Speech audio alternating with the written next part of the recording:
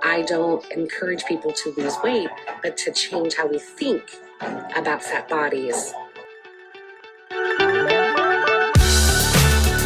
Hello YouTube, and welcome to the Body Honesty Project. My name is Lydia, and today is the final part of the 3-part interview that I had with Katie Eastgate, where we discuss how the BoPo and fat acceptance are setting you up for failure.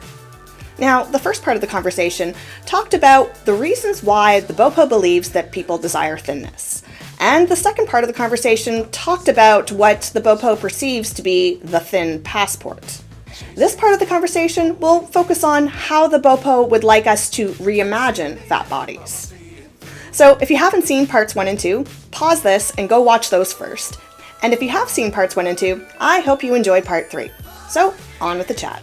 But what if we as a society decide to change who gets one of those passports and who doesn't, to include everybody on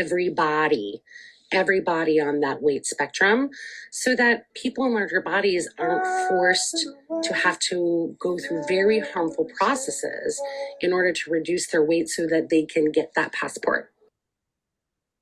Okay, so in order for people to be treated fairly and be able to have access to things, they need a passport, and that passport can only be achieved by thinness. But we need to find a way so that everybody can have that passport. What do you think, Katie? Oh, yeah, I definitely don't agree with that. First off, you don't need permission to live your life, ever. Second off, I don't know. I was always taught that I can't control other people. I can only control myself and how I react to other people. So to me, this notion that you can change society and you're going to force other people to change, that just does not seem at all my experience, what I was taught, what seems right as far as other people having agency and autonomy about themselves. Um, and realistically, it starts really getting into thought policing, word policing. And at the end of the day, you can ban all the words that you wish. You can tell people they're not allowed to say something, but that's not going to actually change what people think. We have a lot of legislation in this country for equal rights, but that doesn't stop people from being bigots. That you just can't make people change their minds like that. All you can ever do is focus on how you react to what people do. That's it. I find it very hypocritical that this group will always scream, "Don't make me change. You have no right to ask me to change my body." I'm like, fine, but why do you have the right to ask us to change our vocabulary and our infrastructure and our pricing models and how we do business? Why do you get to force everybody else around you to change, but you refuse to change yourself? Like, if you don't want to change, fine, but stop making demands for everyone else to adapt to you. Absolutely. I guess I was really fortunate and blessed to have a really close relationship with my grandpa growing up. And my grandpa was blind. He was born legally blind and then lost his vision throughout his lifetime. And he legitimately was disabled, had a lot of hurdles placed in his way. And I remember asking him at one point if he felt that society needed to cater to him more, to try to make things more accessible, to make his life a little easier, just because I had seen some of the struggles that he had gone through. And I'll never forget what he told me. He flat out told me no, that it was his responsibility to learn how to live in a sighted world, not the other way around. And he was never going to expect society to change. All he could do was forge his own path in our society. So my grandpa got married, had children, held a job down the entire time up until he was forced into early retirement because of his vision. And then when he was retired, he went to schools and taught children about disabilities, and then worked at the Akron Blind Society for a number of years and helped a number of blind people to live independent lives. So they didn't have to wait for society to change. They could go out and live their lives as best as they could. And that is something that has stuck with me so deeply. And the older I get, the more I just think about these things that he taught me and how right he really was. That's what fat liberation is about. And that's why I don't encourage people to lose weight, but to change how we think about fat bodies so that everybody can get that passport. It's not about the weight, it's weight stigma. So it's not about the weight, it's about the weight stigma, and we need to change how we think. Do you agree, Katie? Well, maybe how we think, but not in the way she is thinking. I definitely feel like if we actually were to take all that time and energy and effort that all of these activists are putting into this notion of fat activism, fat liberation, whatever the case, whatever you want to call it, if they actually took that time and focused on some of the things they could change in their own lives, they wouldn't even have time to worry about what other people might be doing. You can't expect society to change for you. You just cannot, because who is it going to change for? You, me, the guy down the street? We all have a different idea of what society is supposed to look like. And even within their own movement, they have the scale of fatness, to where if you're on the lower end, you're not supposed to speak over people who are like infinifats or whatever terms they're coming up with now.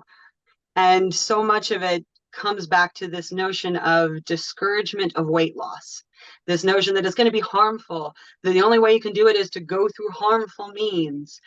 And that is just not accurate at all. Not at all. I did not do anything harmful to myself. My diet and exercise changes. I literally walk. That's my big exercise there. I haven't stepped in a gym, gosh, since before I started losing weight, probably mid 2000s. I just don't care for them. I like to walk around outside. That's just what I prefer. So I found what worked for me and stayed active. But it wasn't this whole harmful, like, I'm going to go kill myself 5 hours a day at the gym type notion. I didn't go on a biggest loser diet to where I was eating 500 calories a day. I literally would just start leaving one bite of food left on my plate. And over time, that added up. And now it's to the point I know what portions I need to eat to stay satisfied and keep my body going, and also keep my weight maintained. And so many of these things were so beneficial to me. And the fact that they are trying to discourage people before they even start just breaks my heart, because I heard so much of that back in the day when I was heavier. And I took it to heart and I believed them. And I thought I couldn't lose weight. I thought I was going to need to have surgery. And I thought I was going to need so many things to do this. And in reality, it didn't cost me any money to do this. I didn't go through anything harmful. I didn't need to go around and police everybody's thoughts and opinions. I just went out and lived my life and tried to improve it. And that's what I really just hope so many of these people would do. Just try to improve what you can. They tend to like to talk about all the risks of weight loss, but don't talk about the risks of their weight gain. Like, I know that there was always the statistic, or people would always say that it actually is worse to diet than it is to maintain your weight. And for some people, I assume that's probably true, but none of these fat activists are maintaining. They're all getting bigger. They're all getting bigger. So what is worse? The potential risks that could happen. You could end up with some mental health problems. You could end up dieting incorrectly. You could end up with, dizzy spells. There are things that could happen that you can mitigate. Or there are the things that are definitely going to happen if you keep on gaining weight. And that was exactly where I was at. I knew if I didn't make changes that realistically, I would not be here now. I know 3 people in my life just in the last 4 years that died of natural causes in their 30s. One of them was weight related. The other 2 or just natural causes.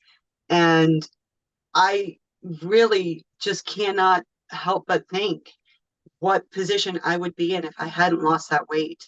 I knew I was still gaining up until I realized how large I truly was, because my scale didn't work for quite a while. It stopped at 315, and it took me going to the hospital and getting on a scale there to realize I was 360 pounds. And I mean, it was like I kept having stretch marks showing up, my jeans kept getting tighter, and I was still deluded in my head thinking that I was still around 300 pounds, not that I gained 60 pounds in that time.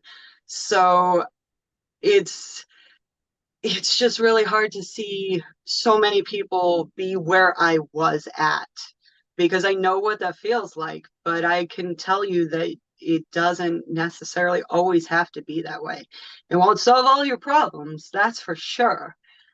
But physically, you can feel a lot better when you actually figure out the root causes as to why you put on the weight to begin with and try to change that. So, Katie, before we conclude this call, do you have any final thoughts? Well, the biggest takeaway I kind of got from this whole thing is the way that she has framed this whole setup is, if you lose weight, people will be nicer to you. You'll have better experiences. The entire world will open up to you. You'll get a passport to this whole new exciting life. And it's setting it up that weight loss is going to solve all of your problems. And in reality, that's just not the case. You'll have to figure out what those problems are and address those individually. But if weight loss truly were going to solve all your problems, why is it harmful? How on earth is it so harmful and detrimental to other people if you lose weight? But it's also supposed to solve all your problems. It just feels like two incongruent ideas that they're trying to like the two wrong sides of a magnet trying to be pushed together. It just does not make sense to me. Mm-hmm. Either it's going to solve all your problems the way you set it up, or it's going to be harmful. It starts to feel like word salad after a while. Like you're just trying to throw in a bunch of different terms to add credibility, even if it doesn't make any sense. Right. Well, thanks again, Katie, for coming on the channel. It was a pleasure to have you back, and I hope that you do come back again someday. Well, thank you so much for having me. It's always fun, and I definitely look forward to it again in the future. I'd like to thank Katie once again for coming on the channel. All three parts of this discussion were so much fun to make. I truly enjoyed hearing her point of view and hope she comes back on the channel someday. So until next time, stay body positive, but also body honest.